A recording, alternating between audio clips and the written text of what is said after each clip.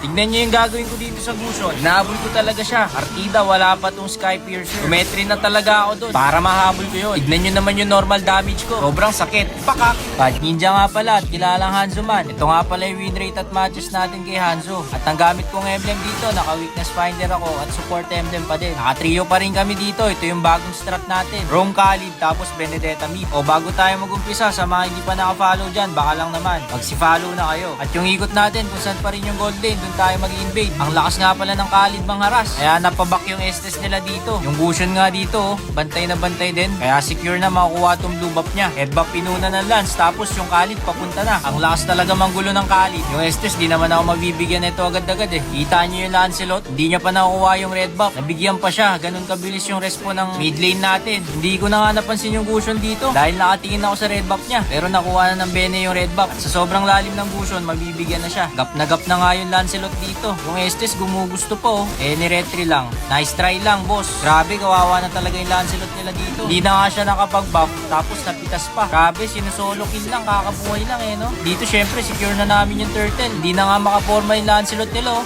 Pinag-uubos ko na yung buff niya. Wala na siyang magawa dito. Yung Lancelot nila, tumayo na lang eh, sukong-suko na. Tumuko na eh. Aray mo, pakak.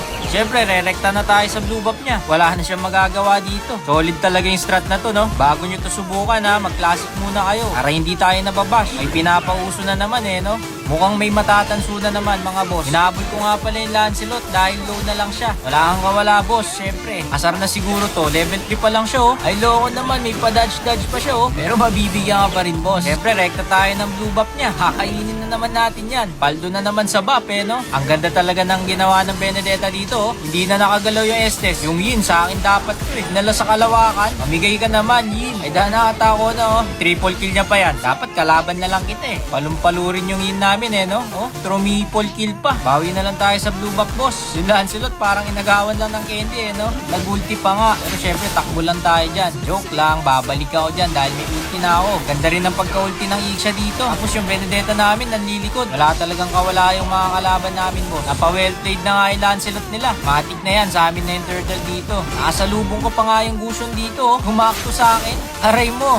Pakak. Tinampas ng espada ni Hanzo, eh, no? Harap-harapan na ako ng 50 dito. Pero yung Ixia namin, ang ganda ng ginawa niya dito. Palumpalo, eh, no? Wala ka talagang kawala. Palumpalo din yung mga kampi natin, eh. Nagpakita pa nga yung Gusion, eh, no? Yung nga lang, nasa bush. Nabaliw yung Hanzo ko, boss. Sinerte pa nga itong Gusion, eh. Dahil may petrify pa.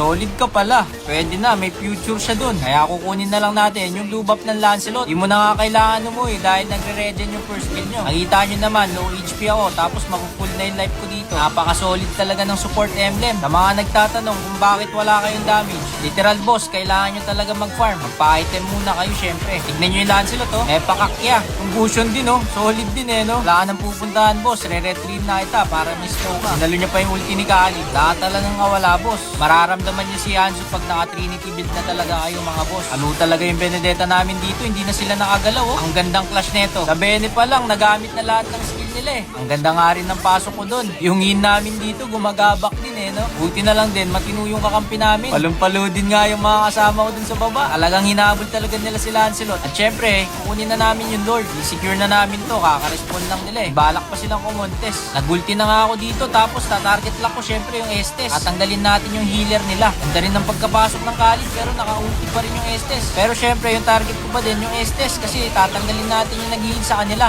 Sayang, mabibigyan ko sana yung Ruby dito. Ang kaso nga lang, nandun yung Leslie. At napa-flicker out nga yung Ruby nila. Yun nga lang, yung Gusion nandito na pala sa katawan ko. Hindi na pa pala ako binabantayan, eh, no? Solid nga yung Gusion dito, nag-emote po. Lakas mga asar, eh, no? Wala na kang katakas yung Lancelot dito. At tinampas lang ng espada ni Hanzo. Yung Estes nila, biglang lumabas sa bush, eh. May naligaw, boss. Tapos yung Leslie, dinala sa kalawakan. Kawawa yung Estes dito. Iwan yung kasama niya. Sabi talaga yung weakness finder. Tapos corrosion din, eh, no? Yung slow boss, gamit na gamit. Yung Gusion nila, babawian ko na kasi nag-emote kanina to, eh. Talagang hinahabol ko talaga to. Pero bago ko abulin yung Gusion nila, inuwa ko muna yung blue buff, syempre. Tao tayo sa buff, eh. Pero layo na ng Gusion nila, oh. Kung nakatingin kayo sa mapa, habulin ko pa rin talaga yan. Ginamitan ko na nga ng retry to para mahabol ko yung Gusion. Grabe yung pambabastos ko dito sa Gusion, oh. Wala na nga nagawa. Aray mo, pakak. Emote ka pa kasi kanina, eh. Hindi ka nang ma-emotan. Hindi ko na nga kailangan umuwi dito dahil cleaner ko lang yung minions. Syempre, may lifesteal yung Demon Hunter. Kada ampas ko naman, nakikita nyo, dumadagdag yung HP.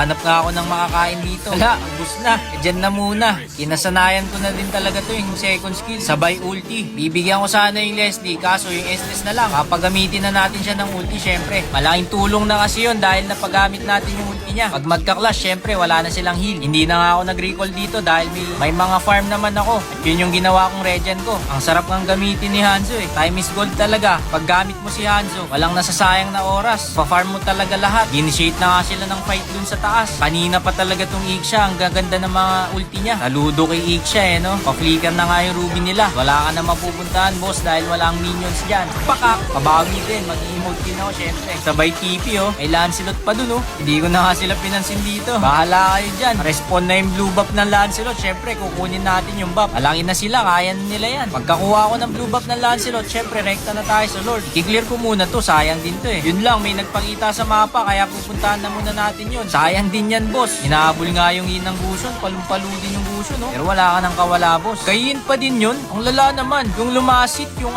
minions. Syempre, kukunin na natin tong Lord. Solid talaga neto. Ang daya, oh. Kahit pabayaan ko na lang si Hanzo mag-Lord. Only ulti eh, no? Tapos dumadagdag pa yung energy niya sa baba. Tapos yung HP niya din, hindi nababawasan eh. Grabe, oh. Kayang-kaya na mag-Lord ni Hanzo mag-isa. Gamit yung ulti niya. Napaka-solid din talaga ng pagkabap kay Hanzo. Bilang nyo ba kung gaano katagal yung ulti ni Hanzo? Diba, napakadaya, boss? At ayan na nga yung signature natin. Second skill, sabay ulti. Wala na nga magagawa to. Di na nga nakagalaw yung Ruby nila. At nahuli na nga yung Estes nila dun. Natawa ako dun sa Estes, boss. You know, Winter Crown na. Pero wala pa din yan, boss.